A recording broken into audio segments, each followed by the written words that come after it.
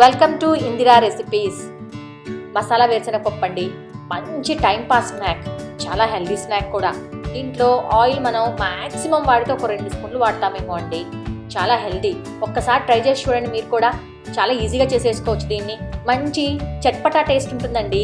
కొంచెం కారంగా ఉప్పగా భలే ఉంటుంది. చూడండి ఒకసారి ట్రై చేసి. మసాలా వేరుశనగపప్పు కావాల్సిన పదార్థాలు: 1 కప్పు వేరుశనగపప్పు గుళ్ళు తీసుకోండి, 1 స్పూన్ కారం, రుచి తగినంత ఉప్పు, 1 స్పూన్ పెప్పర్ పొడి, 1 అర స్పూన్ పసుపు, 2 స్పూన్ల ఆయిల్, కొంచెం కరివేపాకు.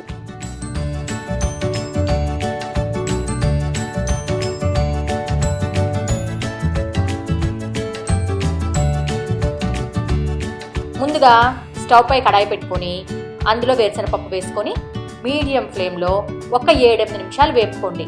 ఎలా వేపుకోవాలంటే మనం వేరుశనగపప్పు పట్టుకోగానే దాని మీద ఉన్న తొక్కు ఊడిపోయి రావాలి, అంత చాలండి. మరీ ఎక్కువ వేపకండి.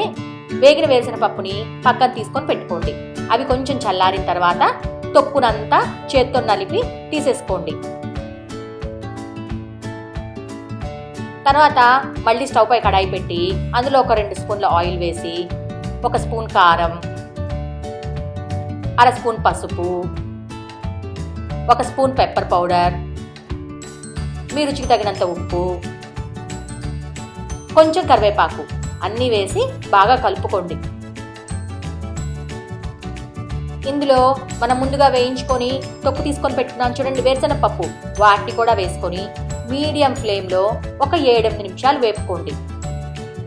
అప్పుడే ఈ మసాలాలన్నీ వేరుశనగపప్పు పట్టి చాలా బాగుంటాయండి.